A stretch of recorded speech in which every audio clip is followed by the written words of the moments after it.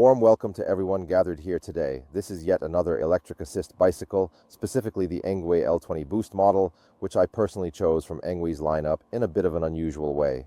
Originally, they actually wanted to send me a completely different bike, but that one had a pedal sensor, so I told them, please send me something with a torque sensor instead.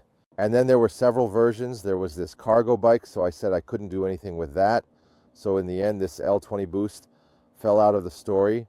And I don't regret it at all because it's a bike that's almost good enough. It could be a little better, but it has a trick that solves a lot of things that I've missed on other torque sensing bikes designed for urban use. And that's the boost button, which is the essence of this whole bike. And we'll talk about it in a bit. But first, let me tell you roughly what you need to know about this bike. The price of this bike is between 1,100 and 1,200 euros. There's a coupon code in the description, so if you really want one of these, feel free to use it. You can save about 100 euros with it.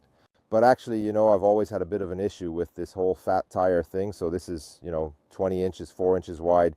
It's a bike with these really quite thick tires, actually. To me, it always felt a bit too bulky when riding around in the city, especially when weaving through traffic on busy streets. However, I have to admit that with this particular tire size and this specific tire width, it actually works quite well for both city riding and for countryside use too. Bridging the continuity gaps in the road network is made a bit simpler, especially for drivers and planners. Not just because it has a front suspension fork, which is, well, what it is, but also because the tire itself absorbs some of the bumps. So for example, in gravelly environments or on simple dirt roads, this is an especially comfortable and pleasant bike. So I don't hold that against it, but I am a bit annoyed that there's a very slender frame here in the middle. I'll show you in a moment. Because as you can see, the battery is carried here at the back, behind the seat on the Engwe, yet you still can't fold it, even though in reality it could have been made to do so. By the way, what's also worth knowing is that the battery is 13 amp hours. According to the manufacturer, the optional range is 126 kilometers, which in my opinion is actually quite a lot. It has a precise torque sensor, a dependable 7-speed gearbox, can reach speeds of up to 25 km per hour, and honestly I think that's about it. But now I'll bring the camera over here and we'll take a closer look. As usual, we'll start getting acquainted at the handlebar. This is a very basic plastic grip. We have a small display which can be operated with 3 buttons. There's an on-off switch, plus and minus buttons, and with those you can adjust the level of assistance. And supposedly this also has a service menu, the one that starts with P, which you can access by pressing plus and minus at the same time. But you can't, for example, disable the speed limit in it. You can only set things like kilometers or miles, how long the backlight should stay on, and similar settings. The only option you might be able to play with is changing the wheel size to something else. And then it thinks you're going at a different speed, so maybe it will assist you a little bit longer. But it really doesn't matter that much. We do have a bell. It rings. And what I think many people will immediately notice here is the brake lever, which operates a simple cable actuated disc brake, both at the front and the rear. And this is one of the weakest points of this bicycle, because the problem with it, well, that's one thing, that it's cable operated, so you always have to adjust it, and it's not at all as smoothly controllable. The other problem is that you can't really set it up properly, or at least it took a lot of fiddling around.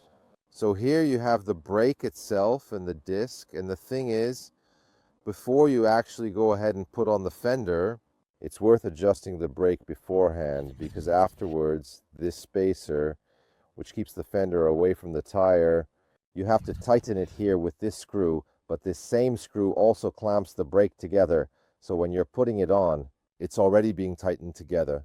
This part really isn't well thought out. We fiddled with it a lot. Right now it's set as it is. But this is a problem with the front brake. With the rear brake, the situation is a bit better. We were able to adjust that properly. That's fine. That one grips, and as for the front brake, right now it's either gripping like crazy, but then it's way too much. In that case, the brake pad slightly touches the disc, so it makes a strange noise, or if it doesn't grip, then there's no sound. So now we've tried to find some kind of middle ground, but it's not good. It's not a good brake, especially for a bike of this weight. Like the one we have here, this brake is simply undersized, requires a lot of maintenance. You always have to pay attention to it, and it's not comfortable at all. However, if we move over to the other side here, we have the famous boost button, and of course we have a Shimano shifter, but Engwe stuck with the Cimb, which is a 7-speed shifter. Well, this is the very entry-level Shimano. You're not going to be shifting with it a lot, so it won't be subjected to heavy use. but still others have already managed to move beyond this. Here you still have a Bobdines brake and a Shimano SIS tourney derailleur, but there are already better solutions on the market than this. And as you can see from up here, the frame is really very thin. Despite that, it still has a load capacity of 120 kilo, and here is our battery with 13 ampere hours, which you can simply remove by tilting the seat forward like this, and then you can carefully lift out the battery. But in order to take it out, you just have to turn this key right here in order to unlock it. And then the battery, as you can see, can be lifted out like this, and it can also be charged separately. So this is what the bike can do. And of course, don't forget to lock the seat back in place. The handlebar height is not adjustable, but the seat height can be adjusted with a quick release like this, and that's about it. As for assembly, it wasn't a big deal, except for the issues with the brake adjustment, but I'd say we finished it in about half an hour. The front wheel is separate, you have to put it on, and the handlebar, but it's not a big deal. Also inflate the tires afterwards, there was little air in them. Now let's talk about what it's like to ride it. The R20 Boost is equipped with a 250 watt rear hub motor, which, as is usually the case, is regulated by a torque sensor. This setup is typically rather insufficient, especially if you start riding uphill even just a bit. Especially because the wide, heavy fat tire and the general overall weight of the wheel itself already take away quite a bit from the available power that this 250 watt motor can actually provide you. That's exactly why Engwe came up with the big idea of putting a boost button here on the handlebar, and if you press and hold it, by pressing and holding the button, it significantly increases the motor's torque by 50% for a short period of time, specifically 1 minute, allowing you to reach a maximum of 75 Newton meters. Now the thing is, this is truly awesome. The truth is, if you're just casually riding around the city, you get just the right amount of assistance, which adapts to how hard you're pedaling, and it cuts off at 25 km per hour. It's a very noticeable cutoff. If your speed drops below 25 km/h, the assistance kicks back in. And honestly, if you shift the bike into the lowest gear, the 7th gear, then with a really comfortable ride, you can maintain this 25 km per hour speed, and you won't have any issues in the world. It's totally great. But when you start going uphill somewhere, at first you feel like, okay, the level of assistance I'm getting is still enough. But if the road really starts to get steep and you reach more serious inclines, then usually with these 250 watt motors, which is of course an EU regulation, it has to be this much. Usually with motors of this capability, at some point you'll feel that it's just not helping as much as you'd need. I really have to work hard myself. I have to put in the effort too, and you start wishing it had just a bit more power. And then you can press the boost button, and for 1 minute it gives you 75 Newton meters, and with that you can get up. No, it still won't go without pedaling, so you do have to pedal, but you can really feel that suddenly the whole thing surges forward. And as long as you keep it pressed, you can really move along nicely with it. I actually asked the engineering team about what the range would be, and they said that in fact it might only be a third of what they promise. Since they promise 126 kilometers, 128 kilometers, and if it's only a third, then I'd say it's about 45, let's say, and maybe that's even a generous estimate, but if you don't press this too often, and you don't ride in very hilly areas, then really with average use, even taking into account the variety of terrain conditions, you can go about 80 kilometers, 70, 80 kilometers in pedal assist mode. Of course, you can adjust the level of assistance in 5 steps. If you're tougher, you can lower it, and then the battery lasts even longer. So that's really quite good. And really for me, it's always exactly the same route every single time. So I leave the office and then I come up here to the beautiful Buddha Hills. But up to here, it's a very gentle slope. So the road rises just a little, which you can do with any bike. Obviously, you can easily do it even without any assistance. And then at a certain point, it all starts to get pretty steep. And that's usually the point where that with most of these 250 watt torque sensor bikes, well, I shift back to the highest gear.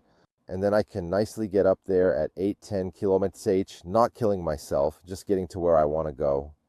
With this bike too, I downshifted a little. Then I pressed the boost button and I went up at 20 and I thought, yes, this is exactly what I need. I don't want this power to be in the bike all the time, but when the situation calls for it, then yes, it's really useful and worth using. So this is definitely a good idea. And well, the thing is, as you can see, it's designed in such a way that you can transport packages with it. The rear rack can hold 25 kilograms. The front one can hold 3, but there's a strange situation with the front rack. When you turn the front wheel, the front rack stays in the same place, which is a bit inconvenient because the light is right at the very front of the whole thing. So basically, wherever you turn, the light won't shine in that direction. And what makes it even more inconvenient is that you can't leave off this front rack, because if you don't install it, you have nowhere to mount the light. Well, obviously, if you have some manual skills and tools and whatever, you can figure it out. And you can also put on a non-original light, just buy a battery-powered one, and that's sorted. But the original light is designed to fit the front rack, so you have to mount it there as intended. My overall impression of this bike, honestly, I have to say, is that this concept is fine, meaning that you can get going with a step-through frame like this. So it's not a traditional diamond frame. With thick tires, proper suspension, it's really a decent bike, not for racing. The handlebars are set a bit high. They've designed a comfortable seating position for it, so this is definitely not a sports bike. It's a means of urban transportation for getting around the city, on which you can even carry packages both at the front and back. So this is a bike designed for general use, and in that respect, it's fine. My main problem is that the brakes are terrible. There's nothing you can do about that. This bike definitely would have deserved a better braking system. That's one of my issues with it. The other thing is that even so, I still honestly feel it's a bit big and somewhat heavy to really have fun with it easily and comfortably. But how should I put it? That's just the nature of this genre. So I understand that it's like this, but actually this boost button solution and being able to reach proper heights by pressing it without dying in the process, I think is a really good design. So it could have used a better shifter, a better brake, and maybe it could have been a bit more lightweight, and it could have been a bit more urban. But overall, I think that in terms of construction, it's fine. And in terms of the concept, it's also fine. The execution could still be refined a bit. I understand that they wanted to keep the price low, but seriously, if they put on a hydraulic brake system instead of the cable one, then let's say it's an extra €100, and the pricing would still be reasonable, and I would feel much safer. And it would also give the impression of a much more serious bike. I get that the Shimano Sistorni is the cheapest Shimano derailleur, and everyone uses it, but by now, we've seen one sport bikes that at least have the Altus on them. So there could still be some gradual changes here, and of course you can always swap it out yourself later if you really want to. But honestly, with just a little bit more attention to detail, this could be an excellent little city bike. As it is though, I have to say there are compromises, and by now everyone more or less knows what those compromises are, so take them into account when deciding for or against it. But overall, I personally have a great opinion of this Engwe bicycle. The flaws it has are now already well known, and honestly, if you actually go through the specifications, you'll see exactly what the problems are. But actually, with this boost button solution, it has solved the biggest problem of city e-bikes with torque sensors and 250-watt motors, that you couldn't ride them on very steep inclines. Now you can. Well, that's all that could fit into this video. Thank you so much to everyone who endured this with me. It was undoubtedly an experience. There will be more bikes and scooters coming. Obviously, now that this video is out, I'm sure another 62 companies will find me wanting to send their products. Well, I'll do my best to select from the offers so that we only showcase things that actually make sense. The boost button on this bike definitely made sense. It's an extra feature and something new. We'll see what others have to offer, but the season has started. You can tell both on the scooter and bike front, so most likely until September. So all kinds of electrically powered two-wheelers will keep popping up on this channel. So if you don't want to miss the content coming later, then just press the appropriate button among the ones appearing here, and you won't miss the upcoming videos either. Thank you for watching. Goodbye.